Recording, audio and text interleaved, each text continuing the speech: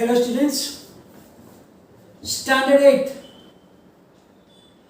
Today we are going to start a new chapter in physics. Actually it is for EVS, but some of the part is related to physics, so I am going to take this chapter.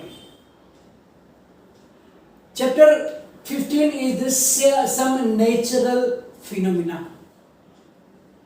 We are familiar with some natural phenomena like flood in the river or the cyclones.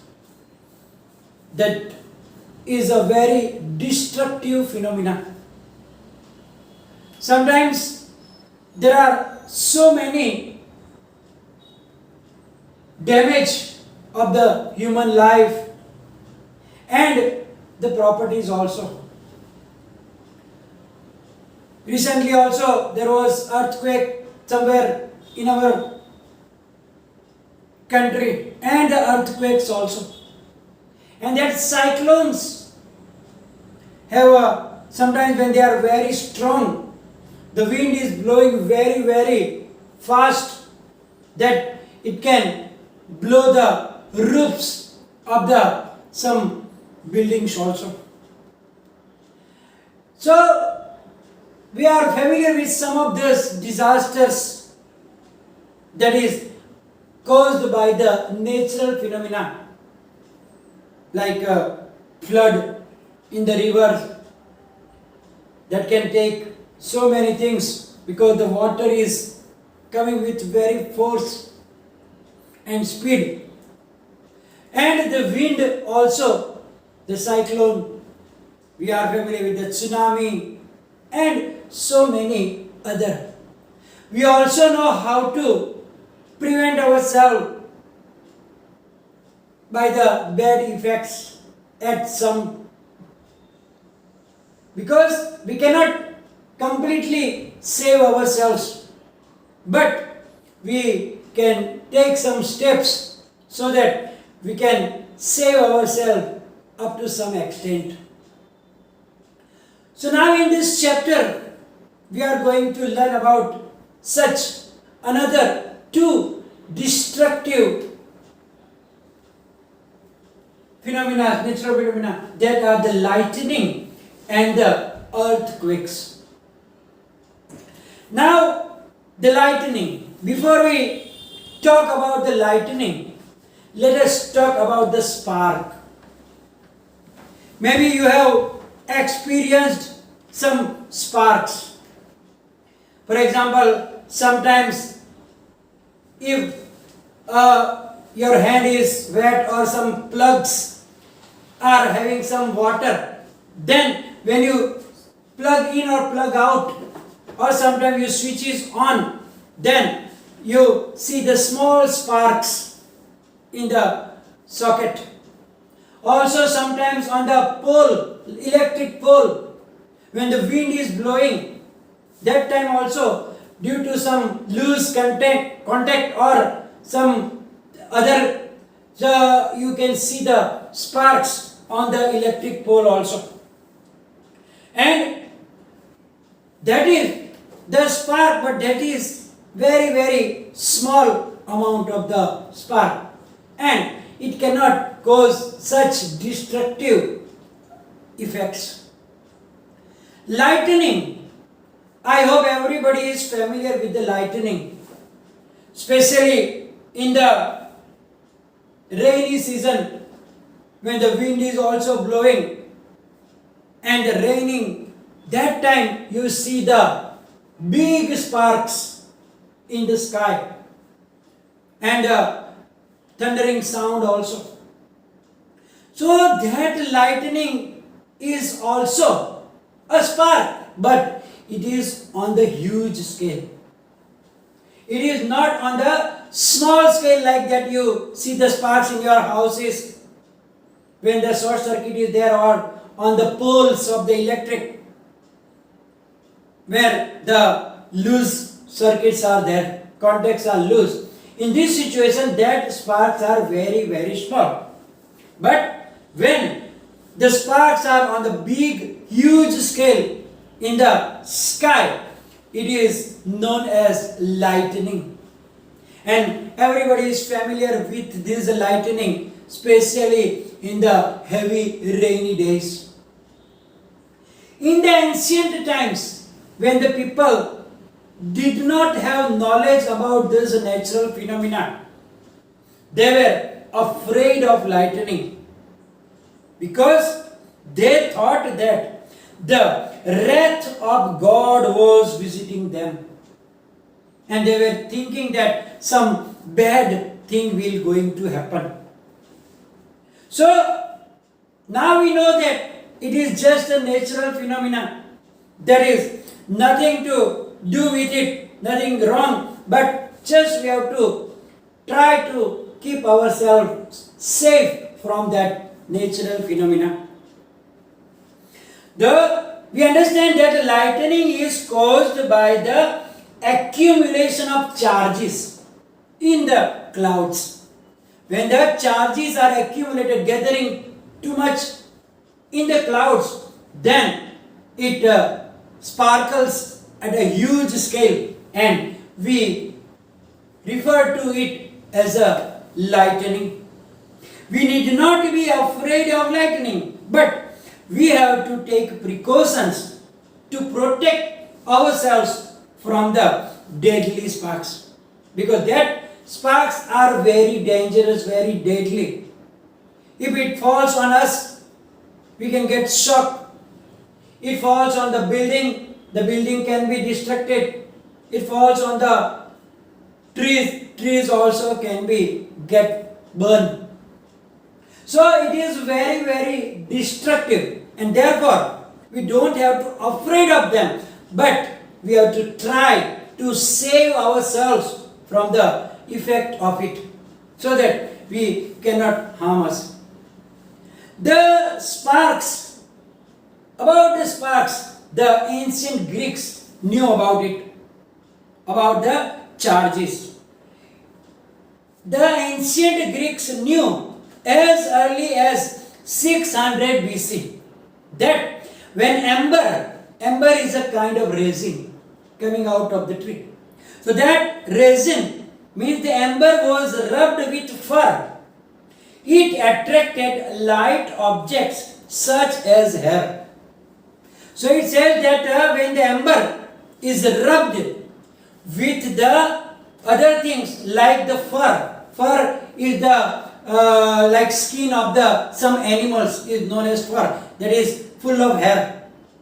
So when we rub that ember along with this fur, and if you take that ember near to the light object like our hair or small pieces of paper, etc., it can attract that. Why? Because by rubbing we are actually charging the objects. It is known as the charging by rubbing. So lightning is an electric spark, but on a huge scale it is caused by the accumulation. And as I told you, some objects can be charged by rubbing with other objects. So here we saw that the ember, when we rub it with the fur, it gets charges. So charged by rubbing. So, and that electrical charge produced by rubbing is called static charge. That is, static means it cannot pass from one place to another place. Static electric or static electrical charge. So when we rub some special materials with some other special materials, due to the exchange of the electrons present in them, both the objects are getting charged. They are getting charged, and that is known as the static charge. That charged object you can understand when you are changing your clothes, especially the woolen clothes or the other polyester clothes. Generally, when you take off your like t-shirt or another woolen materials, then you will notice that when it is rubbing with your hand, your hair stands, your hair stands on its end. Means આપણા વાળ આમ ઊભા થઈ જાય હાથ પરના કે પગ પરના etc. So because it rubbed with our body skin and it produces that electric charge, static charge, and therefore that hair stands on the end. And if you are changing that clothes in the dark room, then you can see the sparks also. Here when you are changing your woolen clothes or the polyester clothes, along with the spark also you can see that, because of that electric charge is produced by rubbing. When it is rubbed with our body, it charges, and therefore we can see the small sparks in the dark room also. And also you can hear the crackling small sound. If there is a silent atmosphere and you are changing the clothes, you can see the sparks also, and you can see very small crackling voice also.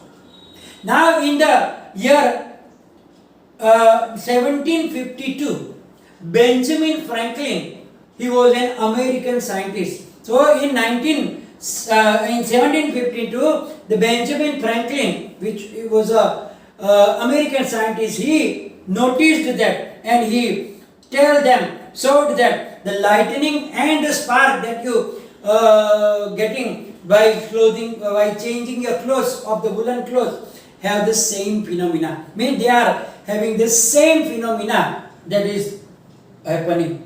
However, it took 2000 years for this realization to occur, because before that lightning, as I told you, that people were thinking that it's the wrath of the God, means God is getting very angry on us, and therefore that lightning is coming from the cloud to us.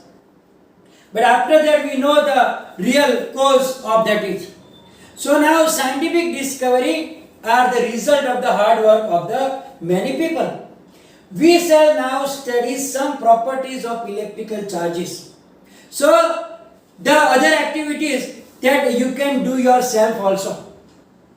For example, if you take a plastic comb or your plastic ruler also.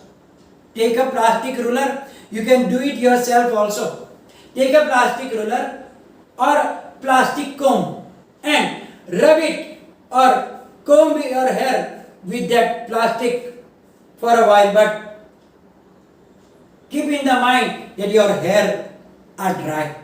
So rub it in your dry hair, and then take that plastic scale near the very light objects like very small pieces of paper.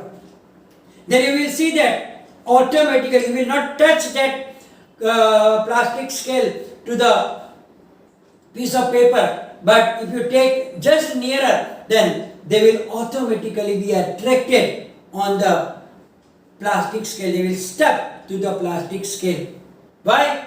Because when we rub them, the plastic scale with the hair, then they are exchanging the electrons, and due to the exchange of the electrons, the charge is produced in them, and they have the ability to attract that light object like very small pieces of the paper.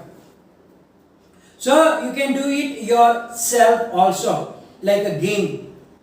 So charging by rubbing, similarly you can take a used ball pen refill also and rub it vigorously with a piece of polythene.